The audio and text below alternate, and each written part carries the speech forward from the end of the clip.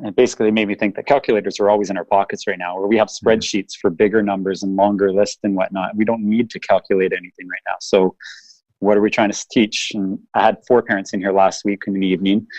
And one of the guys in the Air Force was saying, yeah, in the Air Force, we have to just estimate and to make sure that our tools are correct, that they don't need to calculate anymore. And one of the nurses was saying the same thing. On today's show, we are bringing on Matt Makuch from Victoria, British Columbia, to share his mathematics professional learning journey thus far.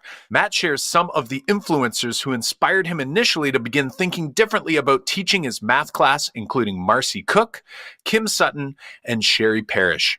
He also shares how he took the plunge to take his professional learning to the next level when he joined our Making Math Moments That Matter online workshop. In particular, he'll share his progress thus far incorporating the notice and wonder routine, how he is now better mathematizing the world around him to incorporate into his mathematics learning environment, and his early attempts at spiraling the mathematics curriculum. This is episode 17, From Learning to Action, a math mentoring moment with Matthew Makuch. Kyle, are you ready for this? You know it. Make sure your cell phone battery's charged up because you won't want to get interrupted. Let's hear it.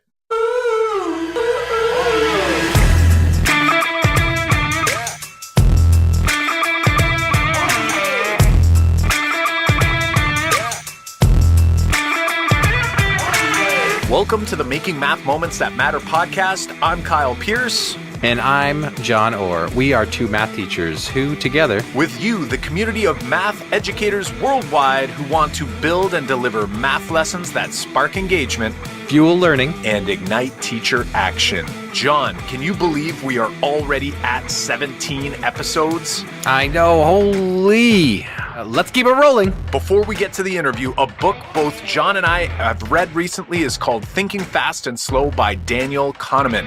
And believe it or not, both John and I actually listened to this book in audio format while driving, running, or relaxing. Now you can do that too for free because Amazon's Audible platform is offering 2 free books by going to makemathmoments.com/free book. That's makemathmoments.com/free book. If you like podcasts, then 2 free audiobooks with Audible is the way to go. All right. Let's get into this. Here's our chat with Matt.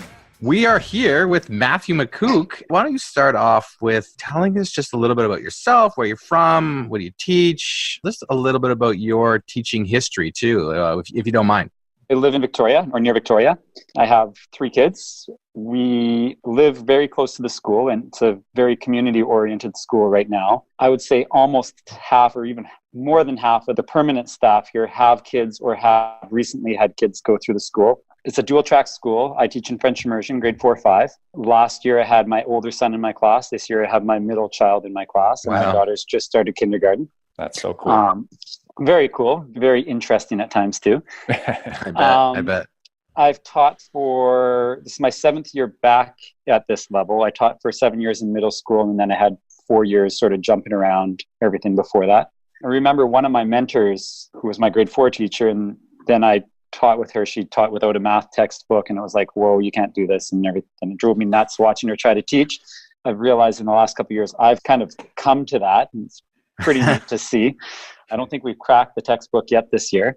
I guess it was about a year ago that it was about 6 years ago, actually. I went to a math conference, the Northwest Math Conference, and it was really fun. I saw Kim Sutton, I saw Marcy Cook, a few others, and I started buying some of the Marcy Cook cards and thinking that this would be fun to do on like a Friday morning with my class or something like that, just throw them all out. Then the next year it became too hard for the students to do on their own, so I started inviting parents in to help with that, and then gradually there were some kids hiding in the corners and not doing anything. We had Carol Fullerton out. She's kind of one of the BC math gurus right now. I don't know if you're familiar with her. No, I'm not. John, you know Carol? No, not yet. Not yet. I think her website is, you're putting me on the spot here. Yeah. Oh, I can't remember. I cannot remember it right now. WordPress. And she's taken over for one of the other guys who's older. And again, the name is slipping right now from me. That's all right. We'll definitely Google it. I wrote her name down. She's excellent. And that got me doing some different games. And I had parents come in every week, and we do 30 minutes, 40 minutes of math games. Kids choose their own games and are all working, and it's just been a lot of fun. Kids whining that it's time to put things away and go to gym. So that's where math has kind of really grown to be fun for me here. I've always enjoyed math myself, but it's been hard to teach. And I think being strong in math puts you at almost a disadvantage for teaching math. You know, yeah, John, I know we've had this conversation many times. I think some of the teachers that I run into in my own district, the ones who say that they weren't a quote unquote math person, I walk in their classroom and I just see the way that they break things down, and it's a beautiful thing to see. So yeah, I'd agree. Right. Sometimes it's better to have that struggle yourself to sort of know where students are coming from, right? Yeah, right. And just being able to see different ways of doing things. Then I organized another conference with Carol for our school and another one 2 years ago. And then read the Number Talks book 1.5 years ago. And that was kind of like a real eye-opener with the dot stuff, and thinking of my daughter who was a year away from kindergarten, and just seeing the flexibility, the potential there. And that, I couldn't believe that the kindergarten section got me excited. Right. So that's the Sherry Perrish book? Yes, the big gray one. Yeah. So that's where it's just really started taking off. And then last year I was chatting with another parent at my daughter's dance studio, and she was talking about 3-act math and Dan Meyer. And so I started searching that and came up with your website, Kyle, and had a bunch of 3-act math tests kind of bookmarked for, you know, when I start my multiplication unit, when I start this unit. The airplane one was absolutely awesome. I think actually the best still that I've done, just because I was able to scaffold it so nicely for the grade 4-5 level. We had just the predictions, and then I had them draw the arrangements with base 10 blocks. And it was super interesting seeing who had traveled more on an airplane and who had not, and that type of thing. And tells you a lot, about the experiences kids have had, right? Yes. Who have been on a plane, those who haven't. It's kind of shocking, right? When they sort of see the inside if they've never been in one before, for sure. Yeah. Well, especially with the 5 seats across the back or something like that. Totally. Yeah. Totally. Only a few get on those ones. And then we just continued from there. They extended it we downloaded some seating plans from Air Canada and whatnot, and they had to group them in different arrangements and different ways and write the multiplications. And it was just a lot of fun. We kept doing a few more, and a lot of them were really over the kids' heads, and it was stressful. This year, I guess, since the course, it's been better for me to plan and think about where kids are going to, how they might approach things, and anticipate that, trying to manipulate things as much as I can. And I guess I've kind of got a reputation here as being a math guy now, and that's good and bad. I'm kind of finding myself almost concerned about getting pigeonholed, because I am a generalist French immersion teacher. I'm not math. I teach everything. But yeah, it's been fun. Yeah. Awesome. You know, what resonates with me mostly, Matthew, is that your story sounds so much like mine, in the sense that, you know, I was that good math student and taught math. It's almost like a trickle effect. And I think Kyle had that same experience. It's like you do one thing, and then that leads to another, and then that leads to another. And there's so many teachers think that when they see someone like you who's doing so much stuff in their classroom, they think they have to jump from where they were all the way over to this teacher who is doing so many new things that it seems impossible. Whereas they don't see the story behind what you just explained, that it was this conference that you went to, which is similar to my story, where I went to a conference and saw one thing that's led to this, and that led to Marion Small's work, and led to Dan's work, that kind of thing. And I think where our stories were a little bit reversed is that I just started getting into the kindergarten stuff, like the Number Talks, in the last year or so. So it's been great for me to see all that. So it's similarities for sure. Yeah, and it's kind of funny, like you're saying, John, you sort of came from the higher grades working down and working backwards. Right. It seems like Matt has sort of started from that bottom up, right? Not quite bottom, but it's interesting. Yeah. I don't know if I could do the grade 2-3 stuff, but you know what though? I promise you could, but I think it would look a lot like what you've described here. Like, I'm looking back, I've been making notes as you're chatting, and John articulated it quite well, that it really starts with one thing. And it sounded like you had mentioned, you know, Marcy Cook and Kim Sutton, and you mentioned this idea of these cards and bringing them back. And it was like, you know, you started there. I think the main message I'm hearing from you is like, people just have to get started. And I know for me, before I went to that first conference, for us, it was a local, like an Ontario conference we call OAME. And before that, I just knew what I knew and that was it. I had no idea that there was this math community. And even now you're referencing some folks that obviously had a huge influence on your teaching. And, now I'm going to go and look them up and I'm sure I'm going to learn a ton just from having this conversation. So, going all the way back to Sherry Perrish, I know that I was mind blown when I started looking at the number talks, especially the spatial reasoning. And that led me into like the Joe Bowler work. And there's really another one. Yeah, it's like a rabbit hole, right? And, it's a good rabbit hole, but it's scary too, though, how much there is. Right. I think as long as we don't put the pressure on ourselves that we have to know everything, we just have to always keep our eyes open. And when we know better or learn better, then we do better, right? And I think that's the key. It's not that, we have to make everything perfect tomorrow. It's just this slow, gradual process. So I really, want to thank you for sharing that with us for sure. So you've told us a little about yourself. So why don't we go back? You had said, you felt like pretty comfortable with math yourself. So why did you want to become a teacher in general? Like what? I know everyone's got an interesting story about that. So what was the thing for you that sort of led you down this path? Well, I refereed hockey and taught skating lessons for a long time throughout middle school and high school and then university. And I was always interested in the sciences and was heading towards a kinesiology degree, and then realized I really didn't like first year physics. And so I dropped that one and applied to elementary ed and got the acceptance for both kinesiology and elementary ed the next year. And one meant I had to take physics. The other one I didn't. So it was kind of a toss up. I knew I liked working with kids.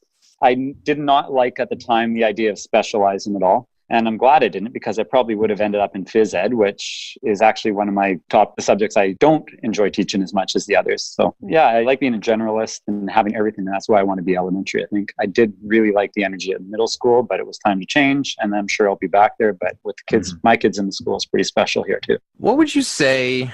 I think we always have these things when we have our stories, but what would you say is your, at least one or just one big struggle or challenge you've experienced along the way? Of recent? It could be recent, it could be old. Maybe it's one you were focused on and maybe something that maybe you've got your eyes set on, or maybe it's one that you've recently felt like, you're sort of nearing the peak, nearing the top of that mountain that you're climbing. I think one of them is the traditional algorithm. My first year here, I was writing in my report cards, probably in my second year too, that so-and-so is able to finish grade level multiplication equations using a traditional algorithm, blah, blah, blah. And then it was Carol Fullerton that introduced us to window methods and area models and compensation and that type of thing. And then the number talks really took it off. But that's sort of my thing, is I jokingly call it the dinosaur method with kids, and they get a kick out of that. Like, no, not the dinosaur, not the dinosaur. But I've had a few parents get their hackles up about that term. And recently I've seen more things coming from Joe Bowler, kids' number sense declines when they introduce too early to an algorithm, or they don't fully understand the algorithm and that type of thing. And the hardest thing is the struggling kids who just want the answer. They just want to know how to get the answer. Right. And that's it. And my dad showed me this, or my grandpa showed me, blah, blah, blah. And that's it. I don't need to know anything else. Yeah. So that's kind of my vice, I think. Yeah. And you know what? I think we can relate. And I know that a lot of the teachers I work with all struggle as well, because the reality is I think the majority of us out there were taught primarily from a procedural standpoint, right? So we were shown those algorithms, and, the ones that were considered good at math could do those algorithms. And really what that says to me is that we were able to sort of memorize steps and procedures and kind of follow instructions. The others that weren't able to sort of follow those steps or jump through those hoops, they were left behind in the dust. And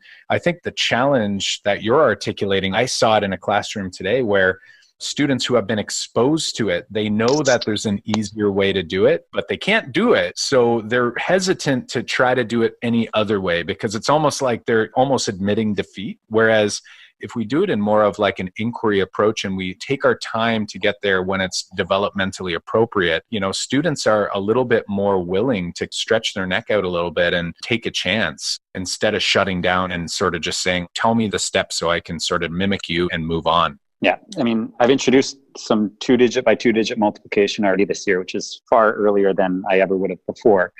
And just the same way, it's interesting watching the kids figure it out. I think I've tagged you guys on some of the pictures of what I've done.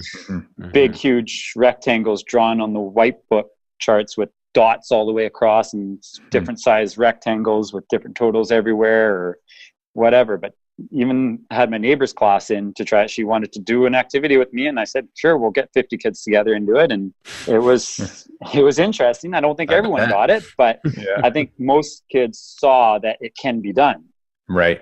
In a way that works for them. And so it's really rewarding seeing that evolve. Avoiding that rush to that algorithm, that number sense piece that you've mentioned is so critical, that if I don't have an understanding of composing and decomposing those factors, exactly, without that knowledge at the core, what is it that we're even doing anyway? The calculator can do what the standard algorithm can do. And I'm not suggesting we never show it and we never give kids the experience of working with procedures. By all means, they're definitely important, but without that conceptual underpinning, really, to me, it's all for naught. I think it was a thread with Joe Bowler again about, it basically made me think that calculators are always in our pockets right now, where we have spreadsheets for bigger numbers and longer lists and whatnot. We don't need to calculate anything right now. So what are we trying to teach? And I had parents in here last week.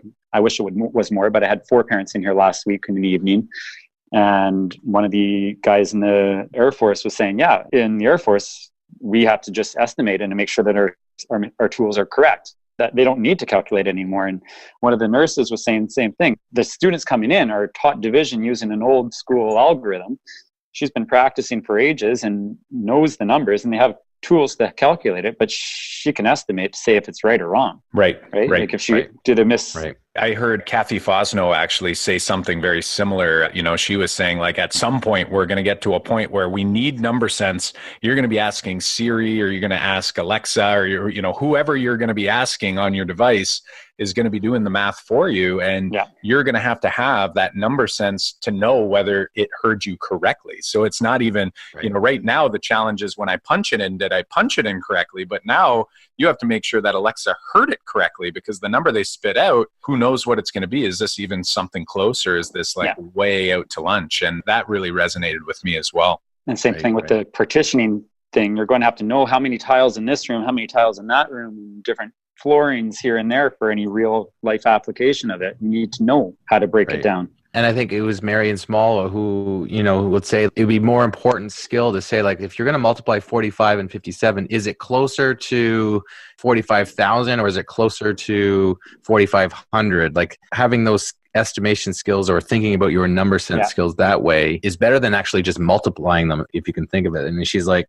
I think she's trying to make a case, and I'm trying to quote her from a few years ago, but like knowing your multiplication sense up to 10, it can go a long way, more than just remembering those standard, like, stacking numbers. So we got to ask this question for sure. What's your most memorable math moment from your experience? Now, this can be from a student, like you as a student, or as a teacher. You would have seen us do this, but we have to ask you this one for sure. Oh, I think it must be either high school or first year calculus. I mean, had I known I could have taken math for elementary school teachers instead of calculus, I would have. It was, I think, grade 12 and first year calculus. I would be downstairs in my room, and my mom said that she could tell that I was working on math because she would either hear me whooping or cursing every time I did a problem and then check the answer in the back of the book. So that's probably I remember those days. It's been a while, but that came rushing back for sure. I had a kid in my class do that exact thing. He was sitting in his partnered group with his girl, and this is in grade 12 advanced functions class, so like a pre-calc class. And he flipped to the back of the book to check this one, and he did the whole like, woo, let's go, right? And the girl beside him was looking at him like, what? Really? Is he going to do this every time? And I think he's surprised himself. He surprised himself that he yelled out that loud. Matt, what about your least favorite math moment from your career thus far? So, I mean, if you want to stretch it back to your own personal experience, feel free. But maybe there's one, I think we all have at least one that just comes into mind. So what are you thinking? Well, that's even harder. I don't know. I can't think of many that come to mind right now. That might be a good thing. That's not bad. That's not bad. I mean, I did have some 43% in calculus and stuff like that were pretty discouraging, but those bounced back up to passing. No, I can't think of one offhand. No worries. Yeah, sorry. No worries. Yeah, no, we can. Sorry, that's good for you. Yeah, I mean, I'm like, yeah, I want to high five you. Good job. Or at least you're really good at forgetting the really bad experiences. Moving on. Yeah. For me, I'm sitting there struggling for a week after. So I know that we've been chatting for a little while here, and it's been an amazing chat so far. But one of the reasons that we really wanted to bring you on tonight was to chat a little more about that email you sent us recently about that task idea that you were stewing on. And I'm wondering if you mind sharing a few of the details, maybe starting with the story of how it came to be. I thought it was really cool, especially for those who are listening who might be thinking about how do people even get started thinking about tasks that spark curiosity, like that sort of thing, that 3-act math task idea. Do you mind sharing us a little bit about where that came to be and maybe describing, what I'm referring to here? I don't want to ruin the surprise. Well, like I mentioned, I have parents in every week for 30 to 45 minutes of math games. And there's one father who's been coming in for last year with his older son, and then this year with this is the third year I've had one of his sons in my class in a row. And he's been the regular. He's got a nice schedule. He's a pilot, so he's away for several weeks, and then he's back for several weeks, and he's got the seniority, so he's pretty good. He's really involved in his kids' schooling here. He's the guy who's always coming on any field trip, no matter what it was. So we went to a concert a couple of weeks ago, and I settled the kids, and then I saw Yannick sitting on his own, so I hopped up and went to sit next to him. Concert was delayed, so I'm talking and interested about his experience, and he had been talking about flight simulators and what goes on there and yada yada yada. And so I just asked him off the cuff, like, so how many miles have you flown? How far do you fly? Have you flown to the moon this year? And he tried to think about it, and I get back to school and there's 3 emails from him. One with an image of some app that tracks all his flights throughout, I'm guessing, the calendar year. I haven't actually seen him since then. So it's got these big arcs going all over the place. Yeah, that image was pretty, it made my jaw drop, like, holy smokes, this guy's been around, eh? Yeah, so I had that, had the airtime, it had the number of flights. The number of lines didn't correspond to the number of flights, unfortunately, because I'm guessing that several routes had been flown many times. I was thinking, like, how can I use this? I've been trying to spiral my math this year. Whether I'm doing it well or not, I don't know, but that's a whole nother story. But it's given me flexibility, I think, to take advantage of different moments rather than saying, okay, I got to wait till I'm doing multiplication to do that or whatever like that. Or we're already past that, right? Yeah. Anyway, so I thought, how can I use this? I've been trying to focus on smaller numbers in the first term. I started with hundreds, then now I've kind of graduated to 4-digit numbers, and curriculum for grade 5 is to 1 million. So I need to go bigger. And so I'll go back there. But I was thinking, how can I use this? He also sent me an image showing the Earth and the moon and talk just the closest distance it is. He also said there was some music video that you were playing too, and the music reminded me of this other video. And his buddy had done this Air Transat video where he has pilots walking through airports and then down the tunnel and then down the aisle of the plane and into the cockpit, and then it's takeoff, this cool city, air, sun in the clouds, everything like that, and then landing. And I have 4 or 5 boys in my class that are just nuts about airplanes. It's crazy. But I'm thinking, how can I saw that video and it's like, wow, they got to see this. I showed them the video, but I'm also thinking, how can I do something with this? And, I looked at his miles, and it was something like 164,000 nautical miles in his year, or whatever the time was. And so there's my 6-digit number, right? Switch that into metric or whatever, and I got a bigger number. Find the circumference of the Earth, find the distance to the moon, something like that. And I'm not scared now of giving them a huge challenge.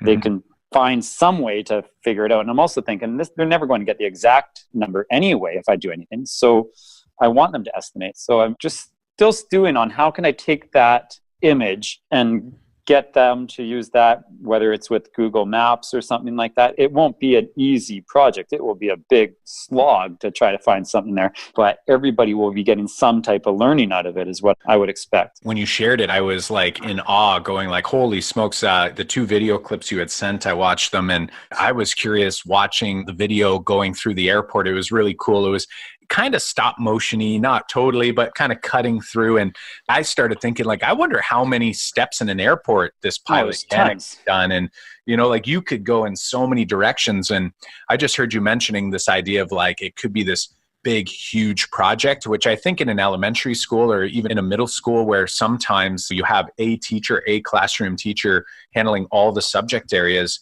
you could do something cross-curricular there to like, a big inquiry project. Yeah. I know Trevor McKenzie out west your way. He's big in inquiry, like his stuff might be something you might leverage there. But then I'm thinking from even you could use this periodically throughout the year. And it could be talking about those landing clips that you had mentioned, like this repeated landing. Like in my mind, I'm picturing like, what angle of elevation is this? Like we're coming in, like what's going on there? So if I'm dealing with angles, I could even just be looking at just that little clip. Like I don't have to necessarily digest the whole thing all at once necessarily.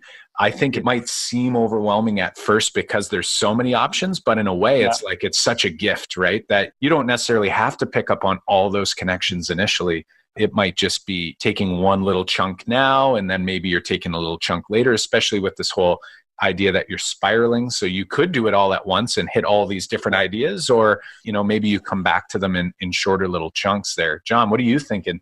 Like you said, a little awe, and I'm thinking this is like you seeing this and putting this idea together is, I think it's pretty cool and pretty rewarding for your students if you get it together. So it's pretty an awesome experience to have that fall into your lap almost. And some of those tasks that we've shared kind of do that. They just show up and it's like, I got to grab a hold of this right now and run with it. Because for me, they don't just pop into my head all the time. It's only when that notice happens. I don't know if I sent you the video. He sent me another one of them flying from Netherlands or Germany or something like that into Jamaica. And on the screen, it says how many kilometers, how many passengers, how many liters of fuel. Oh, that's real cool. Again, I mean, this is the coolest dad coming into class. Last year, or 2 years ago, he had a group of boys, and I had an old bike that they were playing with and doing gear ratios with.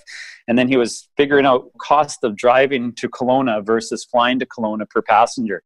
And so he was bringing in numbers that he knew as a pilot and working with these guys and figuring them out and comparing them. And so you could take that same problem. The givens are all right there. And I mean, maybe it's a calculator task, but you're still learning how to apply them, right? Right. Yeah, for sure. For sure. And like in my mind, like just thinking the geek I am, I was picturing, exactly how many nautical miles, like you said, that 164,000 or whatever it was, and going like, how many free flights would that be on like Air Canada or, Delta, if you're in the, whatever program you're using? Like there's just so many opportunities. And I think the hook is even just any snippet of that clip could draw students in with that. Oh, my students, it would. Yeah. And go ahead. Sorry. Just, you mentioned Trevor McKenzie as well. And I'm reading his book, the one he just wrote with Rebecca Bathurst-Hunt, trying to use it for some social studies and some collaboration projects. And it's just really neat how all of this suddenly is coming together. I'm realizing that the 3-act math is not a standalone thing. It's part of the whole trend with the curriculum out here and everything else. I think I put the other image on Twitter today. Like you said, we're geeks now, right? And just seeing pictures and it's like, bam, I see how to use this. And so there was a big one my vice principal showed me about a friend of hers who put this Christmas tree, this big, huge Christmas tree in the back of a pickup.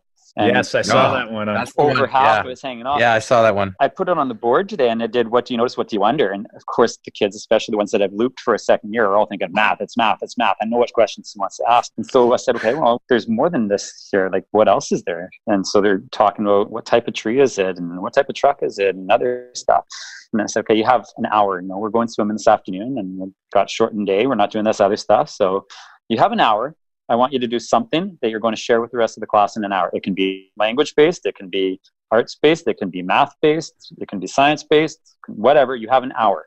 And I rabbled off some ideas, and then they started going, and they're so cool. I had them all working on plays and news articles and every other stuff like that. So it's just now I can take that in a whole different direction, which is, like I said, I'm kind of almost worried about getting pigeonholed here into the math guy. But to branch it out was really neat. Yeah, we're loving that you're getting pigeonholed as a math guy, but I completely understand. It's a vortex, right? Like you said, you get into that community on Twitter, and it's like, I have a heavy math focus right now. I need to find some other communities out there too. Yeah. Well, I mentioned Trevor because like John and I have spoken with Trevor quite a few times. I've had the pleasure of presenting at some of the same conferences as Trevor, and we've connected over the years and totally respect his work. And we definitely see the parallels like you're seeing between his work around inquiry and just in any subject area and our sort of approach of trying to do some of those ideas inside the math classroom while still dealing with the complexity of the content that's sort of layered over top as well. So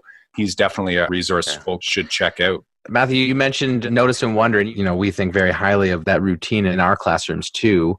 Can you talk a little bit about like what effect it's had in your room, like using notice and wonder regularly, or how regularly are you using notice and wonders? Maybe you aren't, but it sounds like you did. It's still a work in progress. It's still a work in progress. I don't yet have everyone participate. I did have a couple said, "Why are you showing us this picture today?" Right? And they did those comments.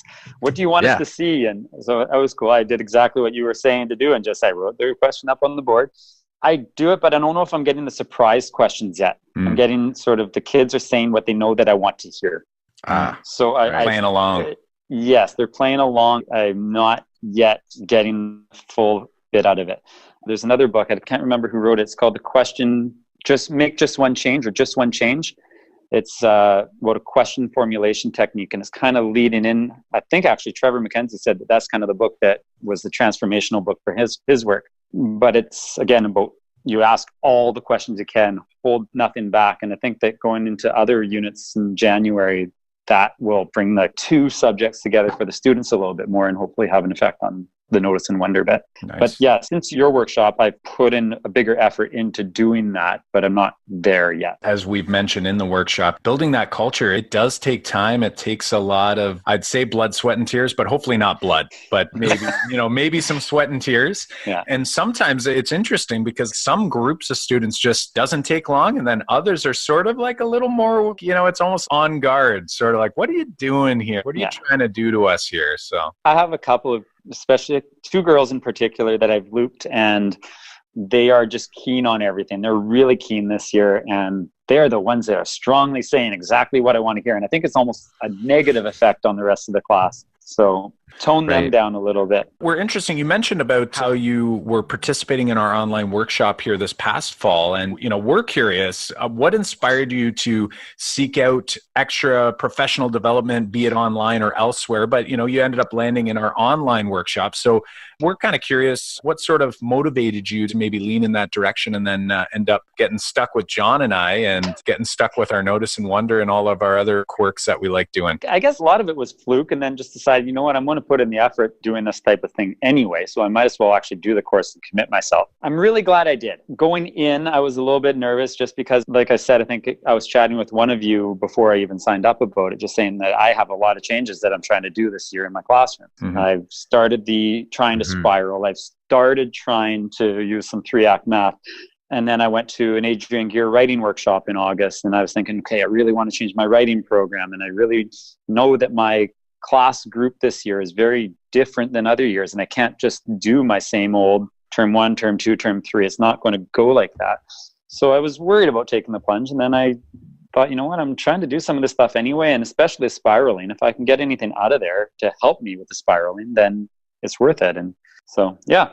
That's awesome. Yeah, it sounds like you've definitely committed to quite a few different changes. So I can imagine why you might have been a little bit hesitant to take on one more thing. But we were so happy to have you a part of the community, always participating and sharing that learning both inside the workshop, but also out and online and in social media. So it's been really cool to be able to connect with you on those different levels. I was just going to say, we definitely noticed the fact that you've been sharing so much that all of a sudden you were there, right? It was like, there's Matthew. He's putting a lot of things into action. And I think committing yourself to something like that almost can force you into that action, right? It's like, I've signed up for this. I'm part of it.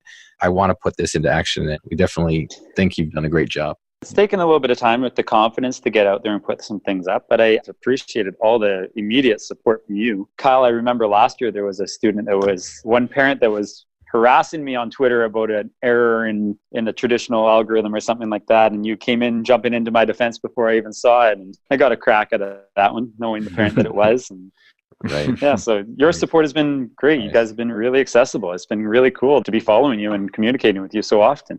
We're just happy that folks like you are taking the workshop. That's exactly who it's intended for. And like we said, you're the ideal person, like somebody who's there and just wants to dive in and like a geek who's getting excited. Absolutely. Right. Absolutely. That's who we're after. And we're hoping to transform some more geeks out there, you know? So that's, we'll do our part on that for sure. What was different about our workshop compared to any other PD experiences you've had in the past? Like you mentioned, the books that you've been reading, you mentioned going to conferences.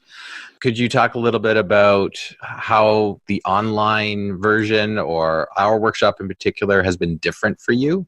I guess I've never done an online workshop before, at least not more than, an hour at a time or something like that, not on an ongoing basis. The amount of work that you put in as an individual can be whatever you choose, as long as I attend it. Low floor, high ceiling, right? The nice thing was there was familiarity with some of the strategies we were talking about. I don't know how many the participants were elementary, how many were middle, how many were secondary, but like the area models and all that stuff was something I was familiar with. It was easy, it was accessible.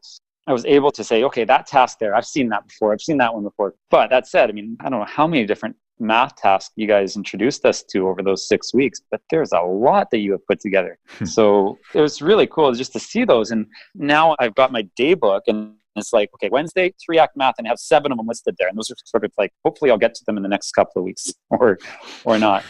So even that was worth it just to see some of them. In the end, it changed my way of looking at different things happening. We did that hummingbird 3-act math in class. That was one I put up on the board when the parents were in here, and the parents worked through it with the kids, or tried to work through it with some kids, and there was conversations there, and it was super interesting. Some kids totally misread 0.5 seconds. They had no idea what 0.5 seconds meant. They thought it was 50 seconds. And so they're coming back and they're talking about, okay, think about a hummingbird. Flap your arms once every 2 seconds. You see what that looks like? And so they're doing it, and they're like, okay, that's not right. I made a mistake here. But they had no clue going in.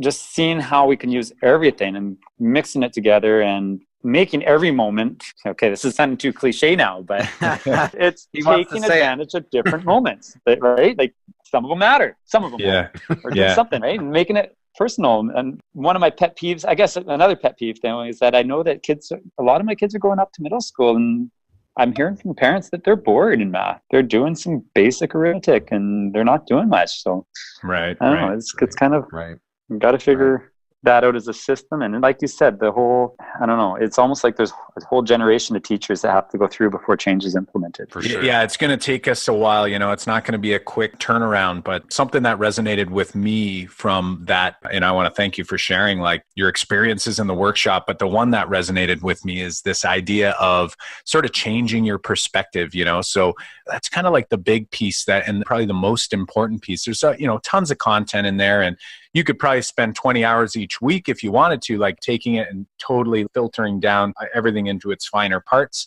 Could be a lot of value in that. But I think it's just this idea of like looking at math class from a different perspective, a different angle. So you highlighting that, I think, is really great. We've been really impressed with, as I said, the sharing you've been doing, the transformation you've made, like noticing.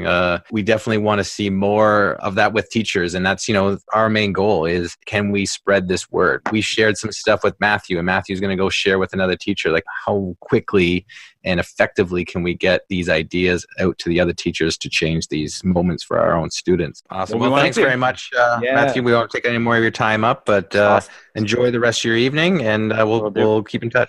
Thank you very much. What a fantastic conversation with Matthew Makuch, a participant from our fall Making Math Moments That Matter online workshop. We knew from his participation in our online workshop that Matt is a lifelong learner, and this conversation reiterated that for us and those listening at home. Yes, like we've said in the conversation, educators like Matt are exactly who we create and share our math resources for online. It was such a pleasure having him in the amazing Math Moment Maker online workshop community that continues to grow with each iteration of our online workshop. If you're interested in learning more about our online workshop that we offer each spring and fall, be sure to check out makemathmoments.com/online workshop. Again, that's makemathmoments.com/online workshop. An easy win Matt mentioned in this episode is the use of vertical non-permanent surfaces. Well, if you're interested in getting started but don't have enough whiteboards or chalkboards in your room, consider grabbing some Whitebook flip charts. For the last year, we've been using Whitebook flip charts as the writable surface we bring with us to different schools and conferences as we lead workshops. Not only are they convenient with blank white areas on the front to write on, but also, I love this, they have a grid on the back. As listeners of the podcast, Whitebook is offering you a special deal. You can get a teacher starter pack, which includes a variety of great stuff for 25% off by checking out mathmoments.whitebook.ca if you're looking for shipping in Canada. And if you're shipping anywhere else, head over to mathmoments.whitebook.com. In order to ensure you don't miss out on new episodes as they come out each week, be sure to subscribe on iTunes or on your favorite podcast platform. Also, if you're liking what you're hearing, please share the podcast with a colleague and help us reach a wider audience by leaving us a review on iTunes and tweeting us at Make Math Moments on Twitter. Show notes and links to resources from this episode can be found at makemathmoments.com/episode 17. Again, that's makemathmoments.com/episode 17. We release a new episode every Monday morning. Keep an eye open for our next episode with Dr. Raj Shah, who will be sharing his perspective on how to make learning math irresistible. Hit that subscribe button so you don't miss it. Well, until next time, I'm Kyle Pierce. And I'm John Orr. High fives for us. And high fives for you.